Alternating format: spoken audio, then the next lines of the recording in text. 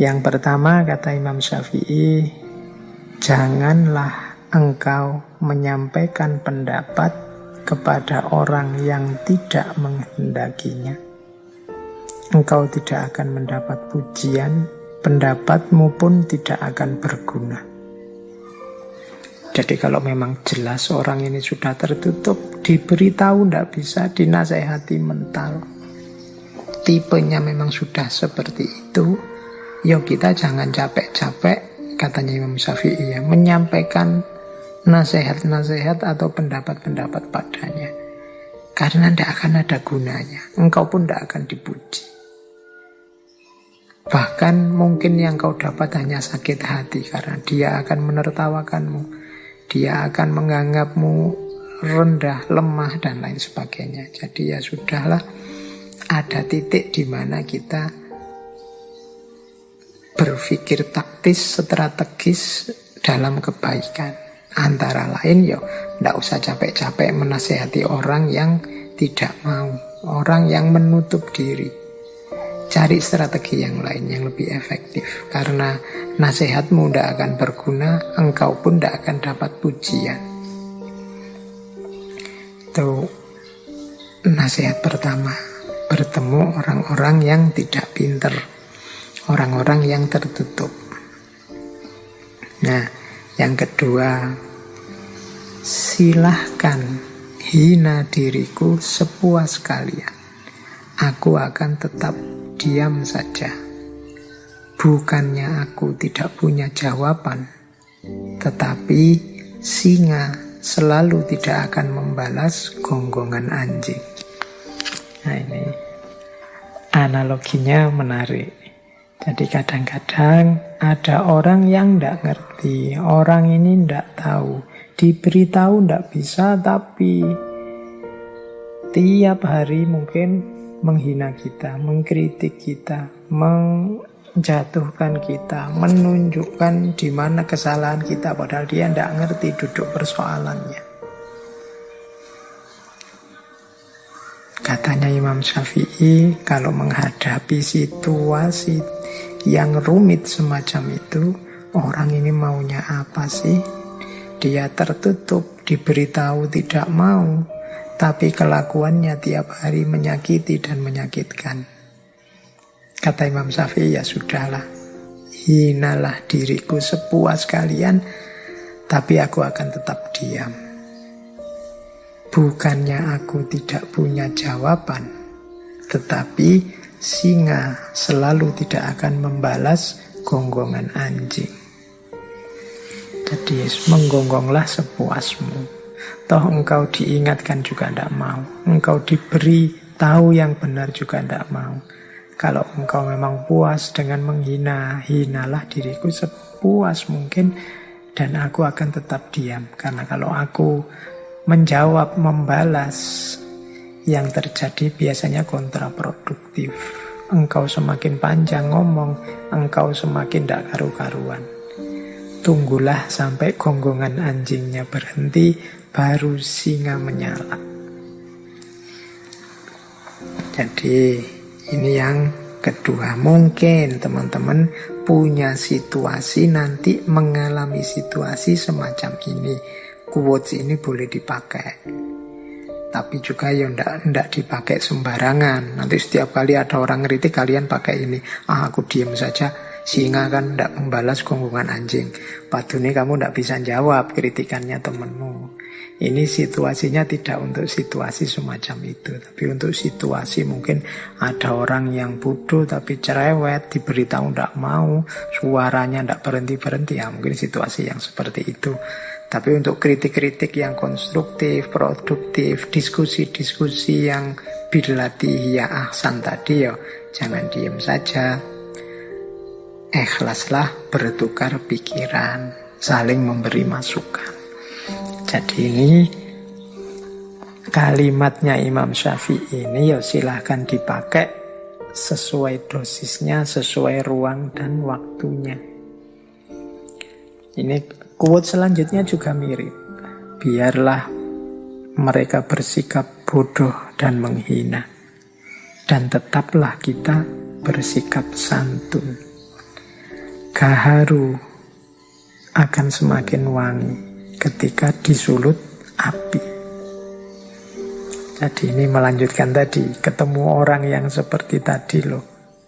Seandainya harus merespon, ya tetap kita respon dengan santun, tetap kita tidak lupa akhlak, tidak lupa adab.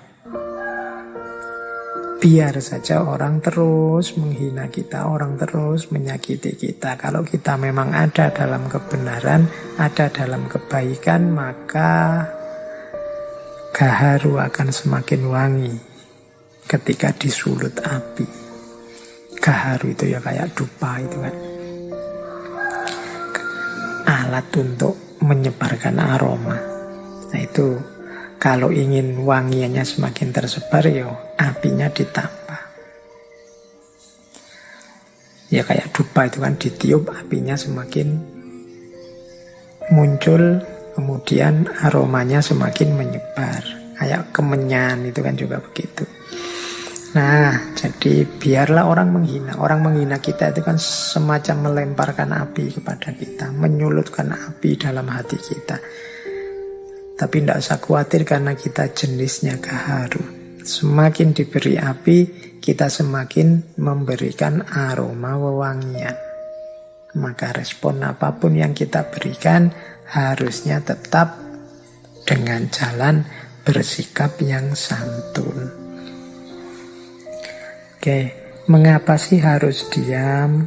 Mengapa sih kok tidak langsung ditabrak saja orang-orang seperti itu?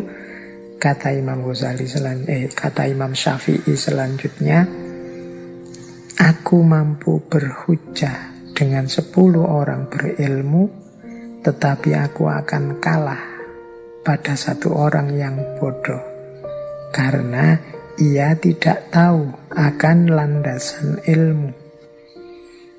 Nah ini menurut Imam Syafi'i, kalau sekedar debat, diskusi, melawan 10 orang aku bisa menang. Aku bisa berhujjah.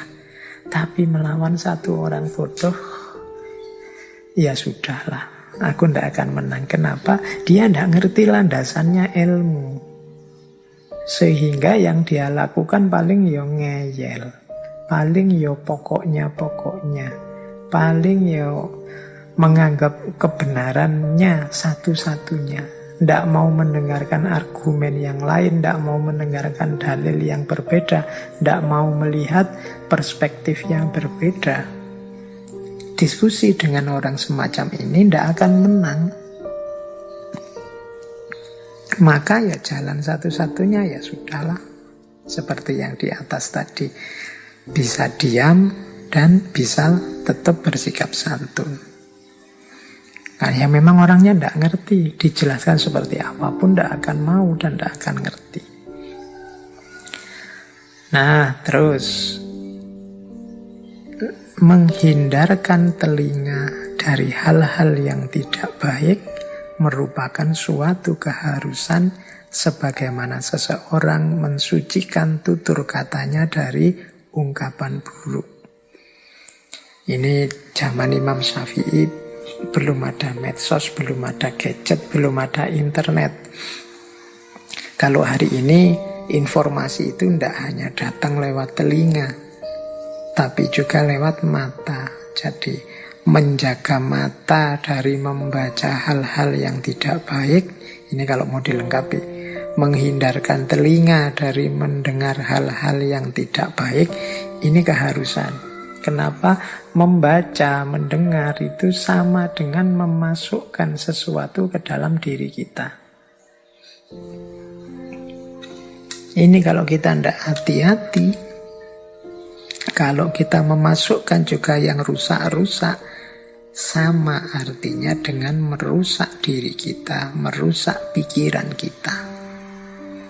Maka mari kita hati-hati. Lebih baik menghindar. Misalnya punya grup WhatsApp yang isinya begitu-begitu, terus yang tidak baik, ya sudahlah. Kalau ada tiba-tiba grup WhatsApp-nya penuh yang isinya begitu-begitu, ya dibersihkan saja, clear all. Mungkin bila perlu, tidak perlu dilihat-lihat.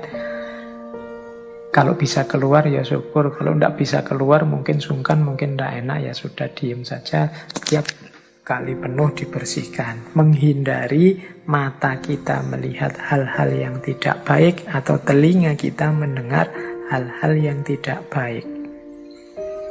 Mulut kita kan juga harus dijaga, tidak ngomong yang jelek-jelek. Telinga kita berarti harus dijaga, tidak mendengar yang jelek-jelek. Mata juga harus dijaga, tidak melihat yang jelek-jelek. Ini kunci, salah satu cara agar jiwa kita tidak gelap. Jiwa kita tetap terang, tetap bisa menampung cahaya yang namanya ilmu. Mendengar yang tidak baik itu salah satu maksiatnya mata. Maksiatnya telinga. Melihat yang tidak baik ini maksiatnya mata. Padahal maksiat itu salah satu yang menghalangi kita dari ilmu, dari cahaya dari Allah. Biasanya yang tidak baik itu muncul dari orang-orang bodoh, dalam tanda petik tadi ya, dengan definisi bodoh yang saya jelaskan tadi. Jadi ini beberapa tips dari Imam Syafi'i menghadapi orang bodoh. Jadi yang pertama, lihatlah apa memang efektif kalau kita menasehati dia, apa dia mau. Kalau tidak, cari strategi yang lain, biar tidak menghinakan ilmu. Kemudian ada kalanya memang kita memilih diam saja. Meskipun begitu, kita tetap dituntut untuk bersikap santun. Karena memang orang bodoh ini adalah orang-orang yang tidak tahu landasannya ilmu. Ini yang agak menyulitkan. Kalau orang pinter sama orang pinter ya biasanya lebih mudah. Bahkan ada adagium al-alim wal-alim kafa bil isyarah. Orang sama-sama pinter itu mungkin menasehatinya nggak pakai kata-kata yang panjang lebar. Dengan isyarat-isyarat saja sudah masuk nasihatnya. Oke, baik. Kita lanjutkan lagi. Hikmah-hikmah dari Imam Syafi'i. Semoga masih belum ngantuk. Semoga masih belum capek. Ya kalau ngantuk dan capek ya bisa ditinggal tidur saja. Besok dan kapan-kapan dilanjutkan lagi. Tidak boleh dipaksa. Syukur-syukur kalau malam-malam ada waktu habis tahajud apa sebelum tahajud untuk nambah ilmu. Imam Ghazali itu terkenal sekali waktunya di malam hari itu dibagi 3. Imam Syafi'i, mohon maaf ya, saya mungkin sering kepleset Imam Ghazali karena bolak-balik ngaji tentang Imam Ghazali. Imam Syafi'i ini dikenal waktu malam-malam beliau dipecah jadi 3. Sepertiga yang pertama untuk menulis. Ya kalau kita sebut saja untuk belajar. Sepertiga malam yang kedua untuk ibadah. Sholat, ngaji, dan lain sebagainya. Dan sepertiga yang terakhir untuk istirahat, untuk tidur. Ini menurut saya memanfaatkan malam secara efektif. Boleh kita tiru. Jadi di setiap malam ada belajarnya, ada ibadahnya, ada istirahatnya. Yo ndak melekan belajar terus, mentang-mentang ilmu penting semalaman belajar terus. Yo ndak ibadah terus, entah mengejar karomah apa mau ibadah terus, ndak juga. Ya juga ndak tidur terus. Yo imbang, ada nulisnya, belajarnya, ada ibadah, sholat dan lain-lain, ada juga tidur. Inilah Islam. Islam itu seimbang. Jadi Islam itu tawazun, dunia ya, akhirat ya.